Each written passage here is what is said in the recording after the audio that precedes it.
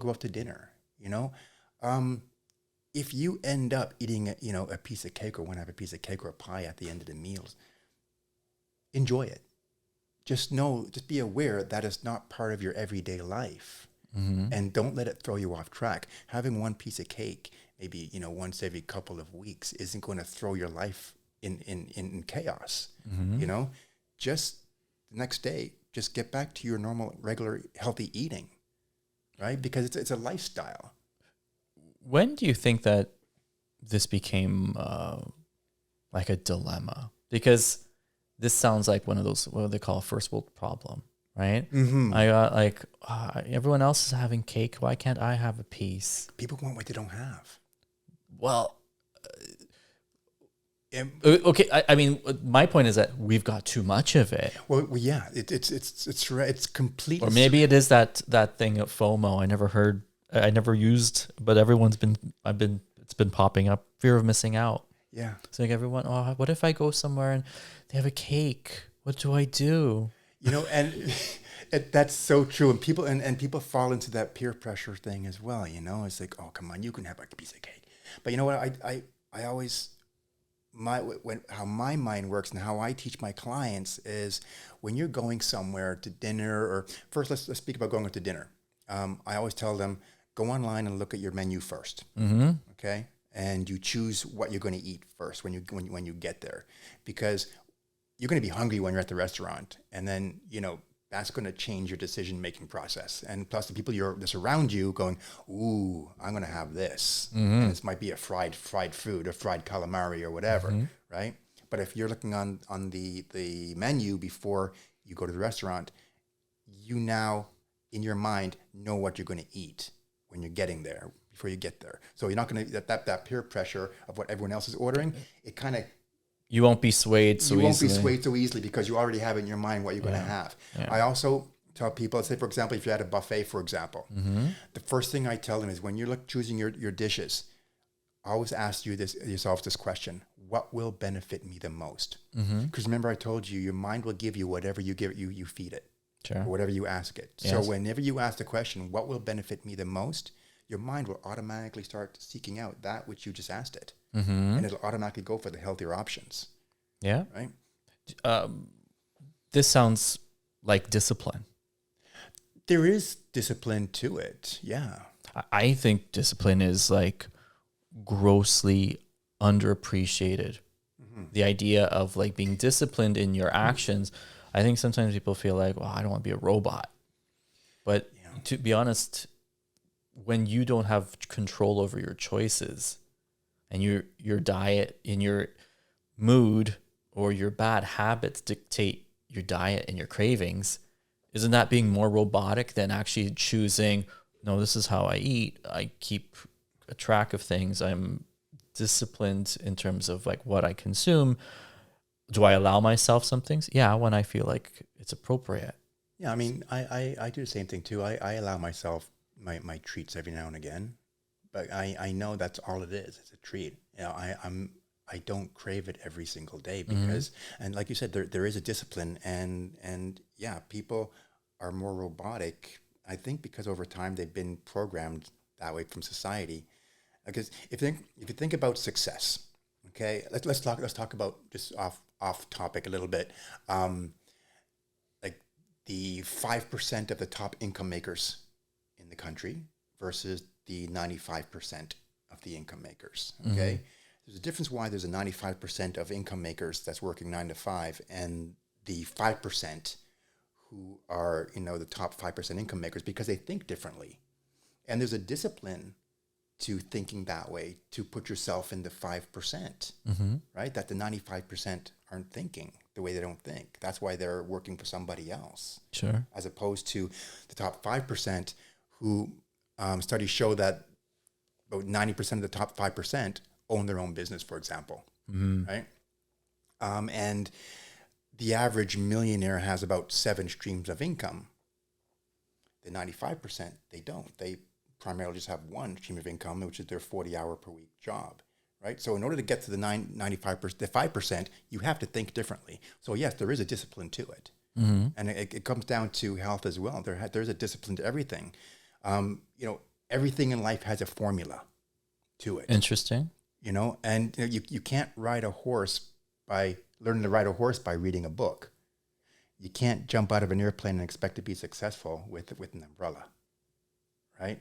Everything in life has a formula, Okay. right? And that with that formula, there is a discipline for every formula you have to follow. It's like the mathematical formula, right? Everything has a formula to it. So what would stop someone from following the formula? You know, it really comes down to, I'd say, a lack of education, just not knowing better, peer pressure. I would say media and advertising, what you see in social media. There's a number of things because we're bombarded with information every single day. Yeah. You know, and people from companies and everyone that just wants a piece of your dollar. Yeah. And they will market whatever it takes to get that dollar off of you, right? And they know how human psyche thinks, how people think, and you know they zero in on that, and you know it's a very powerful way of marketing. You know, so I'd say between that, social media, peer pressure, and just not being educated enough on knowing what the formula is to become successful. So then, what would you say about the importance of having a mentor or someone that holds you accountable? Definitely. I think that's the direction we're going. Yes, every successful person has a mentor. Okay, you have to if you want to be a certain place in life, you have to be taught by someone who is already there, who's already accomplished it. Right. I always say, if you want to own a Rolls Royce, don't talk to someone who owns a Yugo, right? Because they don't know how to own a Rolls Royce. They've never been there before, right? So always surround yourself with people who are already where you want to be and learn from those people. In any ways, would that seem insincere? Would it seem insincere to like look up to, or to want to be like someone that just has something that you want? I know. There's a difference between materialism. You know, if you want to, it's I don't mean it, but that's the thought came into my head. It's like, that guy's rich. I want to be like him. I'm gonna be friends with him so he can teach me. Well, everyone has certain goals in life, right? I just use that as an example. If somebody wants to... It's a good example. Oh, yeah, it's a very good example. Who wouldn't want a Rolls Royce? Right.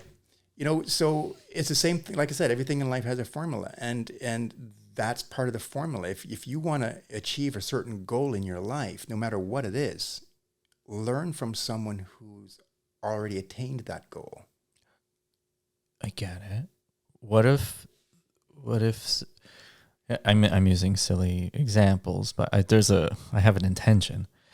What if someone has a Rolls Royce because they stole it versus someone that actually bought it but sacrificed a lot for it? Well, I guess my real idea is everyone meant to have a Rolls Royce? No. Like, not let's change Rolls Royce. Let's make it non-monetary. Right. Let's say 6-pack. Right. Is everyone would say, do you want a 6-pack? And be like, yeah, sure. Some people can't. Some people shouldn't. Some people already have it, and some people are capable. Yeah. How do you know if if a goal is meant for you? That's a really good question. Yeah, you know, how do you know? I gave you a good one. Yeah, how do you know if a goal is really meant for you? Well, I mean, my advice to someone like that would be to follow the formula of what it would take to get a 6-pack. And, you know, with the guidance of someone who knows how to get that 6-pack, mentoring you. So they get their 6-pack and they become arrogant and cocky and no one likes them. That's not on me. That's not on me. I think where my mindset or my thought process is going towards, how do you help someone identify a good goal for themselves? Yeah. And Yeah. Well, because not everyone, not everyone's going to be, a BMI of 20. Mm-hmm. Some people are going to be a BMI of 27. Be not because of muscle, because. Yeah. Well, I always tell people, and my clients too. I had one client who she wanted to get down to. I think she's 5'10". She wanted to get down to 130 pounds at 5'10". And what age? She Approximately. is 60. 60s. Yeah, 60s. And right away, I knew that's going to be a challenge. But you know what? If this is what you want, and I said, we've got to take it one step at a time. We're not going to rush this, because we want to do it in a healthy manner. She got down to 134.5. And my goal in my mind, I didn't tell her this, my goal in my mind was about 135 was the lowest she can get, for her height and her age. And I said, okay, well, you know what?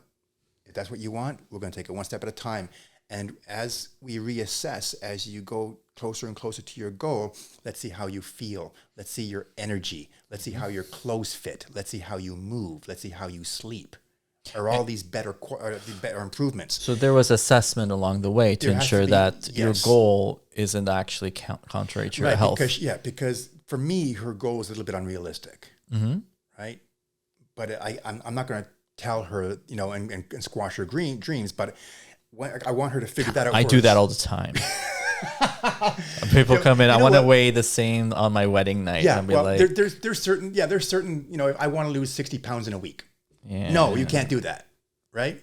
So, I said, okay, let's work towards your 130, and I knew that was going to be too much for her, right? And I knew about 135 is where her optimum would be. Yeah.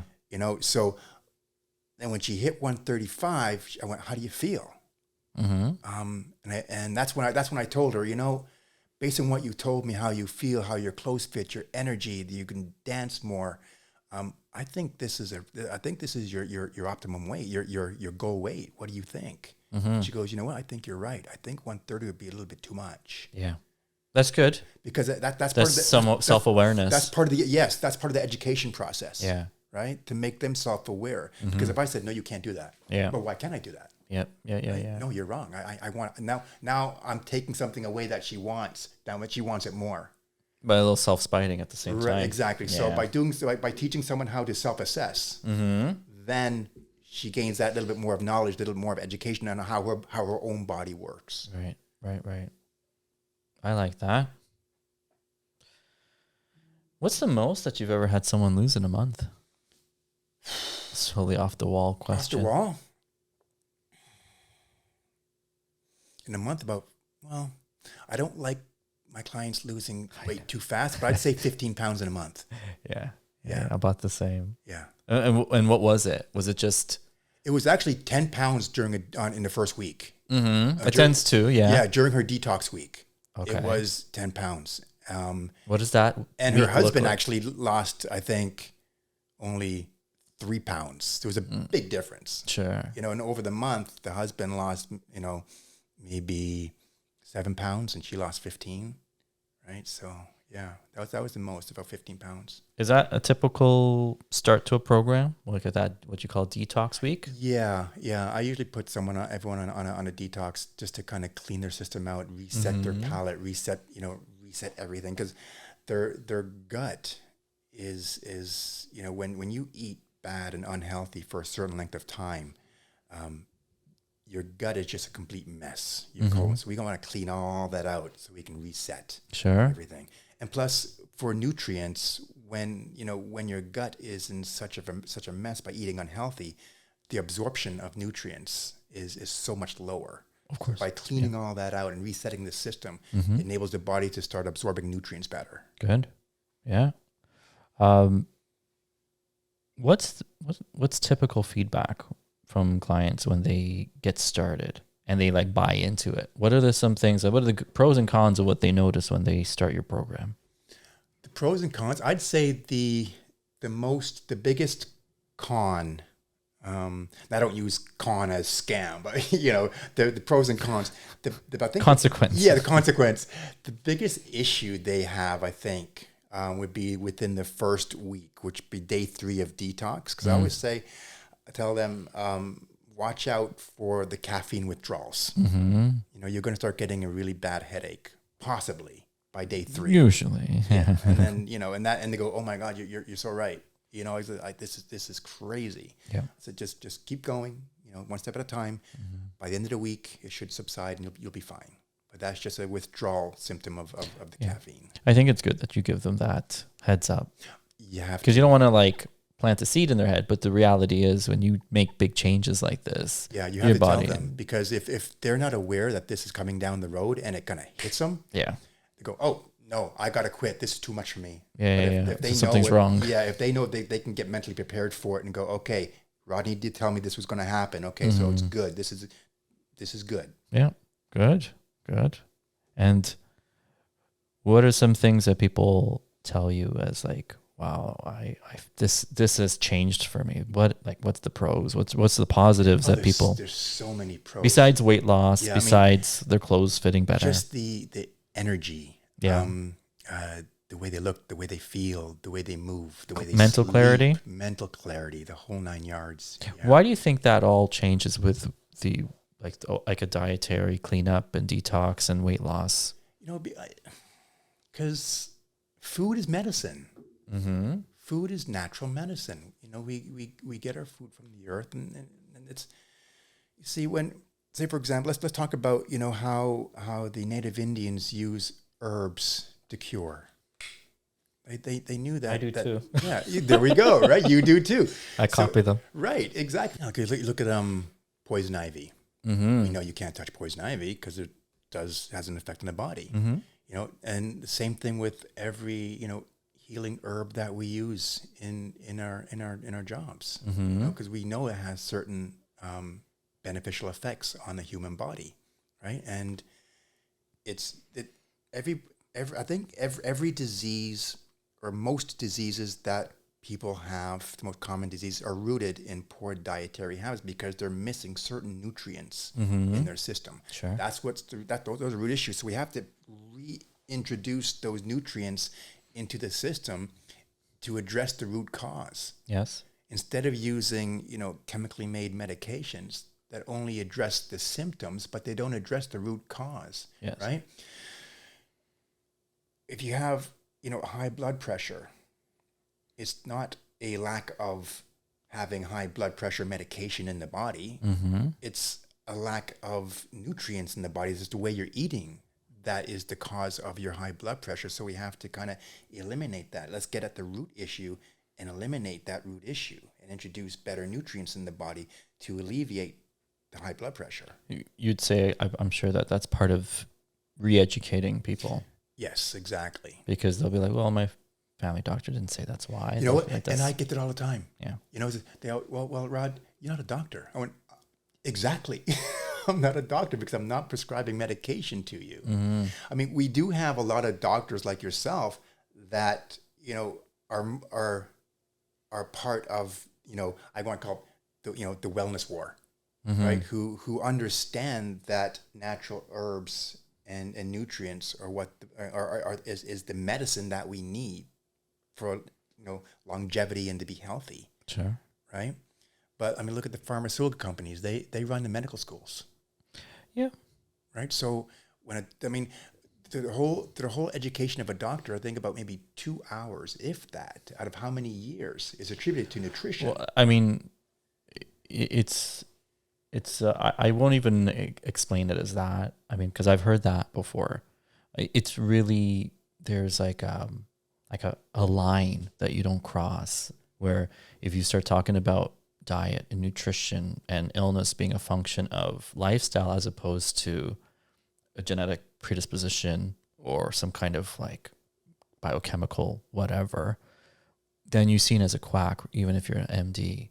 So there is a little bit of conspiracy of silence where they can't address that. They can't believe that. They can't even treat in that manner because they'll be ostracized from within. But don't you think that was done intentionally? For sure. I mean, everything follows a cult-like mentality. I mean, even in universities and school programs, I mean, people say like, oh, I have exams. I got a lot of exams. It's so hard. It's like, well, there's a reason. They want to punish you because then you become devout because you feel like I've suffered and I've sacrificed and I didn't do it for nothing. So now I feel, in a sense, like married to this program, this philosophy, the way of thought, because why would I have done so much harm to myself if I didn't believe in it? It's almost like a reverse engineering of like, we're going to make you love us and agree. We're going to hurt you. A little Stockholm syndrome idea. Yeah, yeah. And also look at the mentality of the pharmaceutical companies and doctors, where a cured patient is a lost customer. So that's bad for business. On a medical doctor level, they'll never say or believe that, but at the level of the hierarchy, that is the case. But the shareholders, the board of directors, the shareholders, that's bad for business. It's who's pulling the strings. Right, that's bad for business if we cure this person. Yeah. Right? But shouldn't a person want to cure themselves, or at least not make their life worse? Yes. And again, that's where the education comes in, and that's where our jobs come in, right? Is to take those people who don't have that knowledge and to start educating them on how to live a healthy lifestyle, what nutrients, do what in the body, and what kind of effect it has on the body, right? Once they have that education, like I said, now it becomes sustainable. Yes. Right? If they don't have that education, then they just pull everything out of the air from social media. Oh, my friend told me this, and I saw this on social media, and they just and they try all kinds of things, and they don't have a plan. There's no formula. So I mean, I like that you brought that up, because I've been using bioimpedance for a long time as a means to measure body composition, and I feel like, despite what the person's coming in for, these are some hard numbers. These are some objective numbers that it's like, we're looking at this, like, you're coming to me. I've had people come in say, I want to drop 10, 15 pounds. And I'll look at their numbers and I'm like, but this is actually saying that you're technically underweight. So that's not my opinion. It's a machine giving us based on statistics and a formula. Yeah.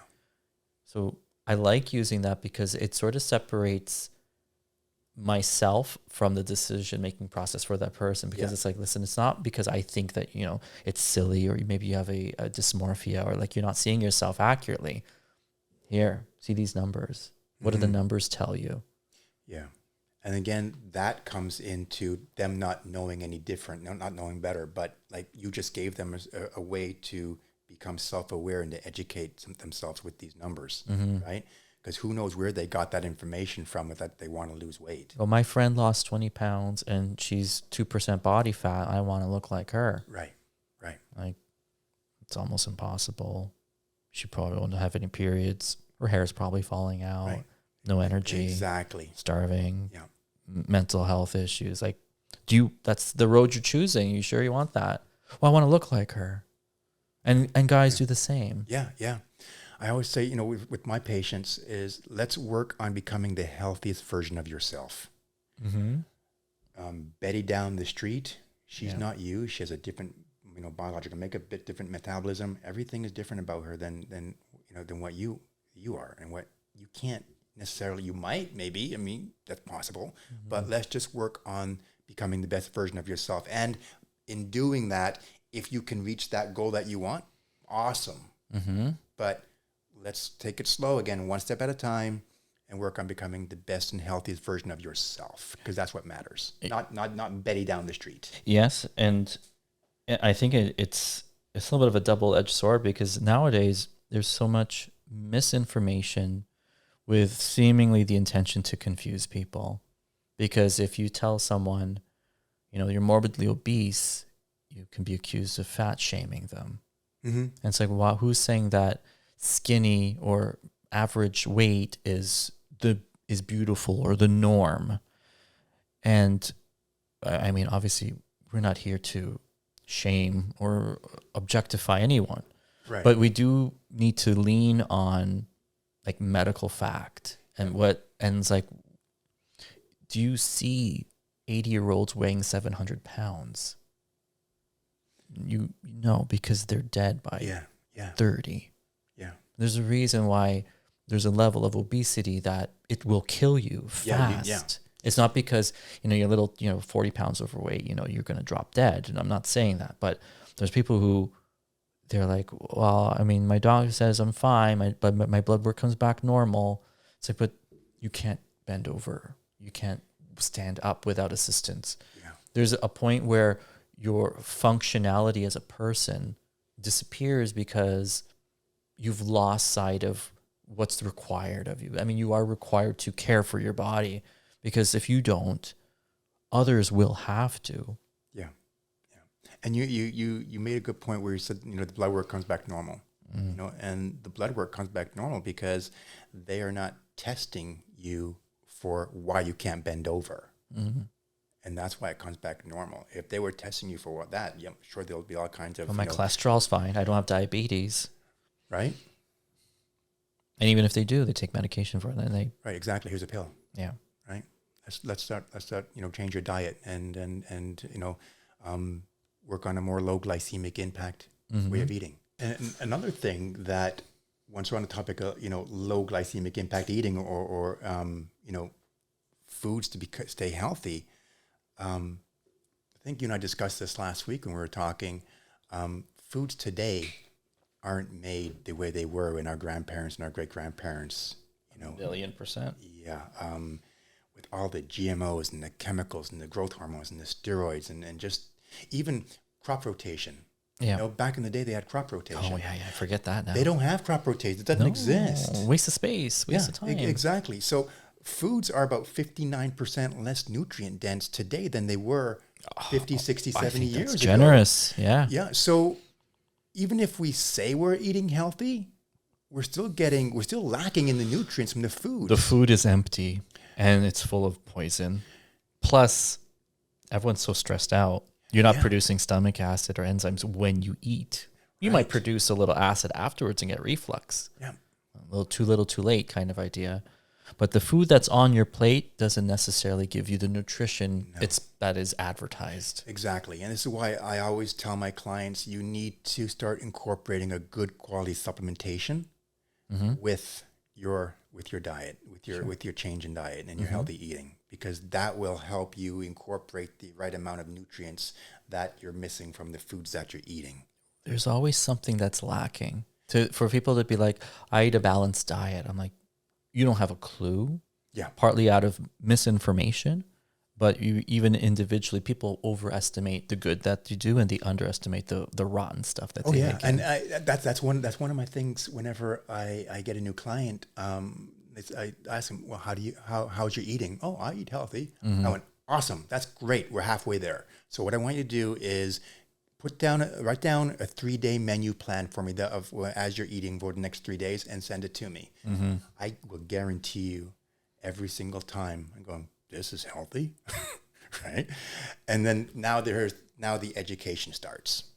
Just as a fun thing, what are some of the things people put down, maybe thinking it's healthy, but it's clearly like, you're joking, right? Well, fried foods, for example, okay, in like a canola oil or a vegetable oil, or it's just or if deep fried foods, white breads, white rice, pretty much anything white, high glycemic impact foods. Sure. Even I even had one person had a chocolate bar on the list. And I thought it was a joke. Oh no, this person has a sense of humor. Really honest. But they were serious. But the chocolate's made with milk. And that's good. I went, are you serious? That's awesome. But you get those people. You should have a minimum IQ for your clients. Sorry. You get those people. It's going to come down the pipeline. So I mean, you have to kind of take it with a grain of salt. And say, okay, let's pull back a bit. So you need a lot of education on healthy eating, right? If that's what you're thinking is healthy. Yeah.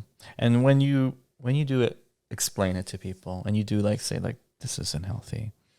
Do they understand? I feel like part of them, they're like, I know, buddy. But I was hoping you'd be like, no, it's okay, A actually. lot of people, they do say, well, yeah, I know, but I don't have time, and I don't have this, I don't have that, and I mean, we work very busy lives, and we gotta jump out of bed, get ready, jump in the car, go to work, go to Tim Hortons, and pick up a muffin or Starbucks or whatever. Because I think that's the biggest trap.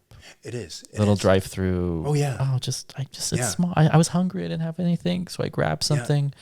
So meal prep. Yeah. Meal prep is important. All my clients are now meal prepping every Sunday for their week.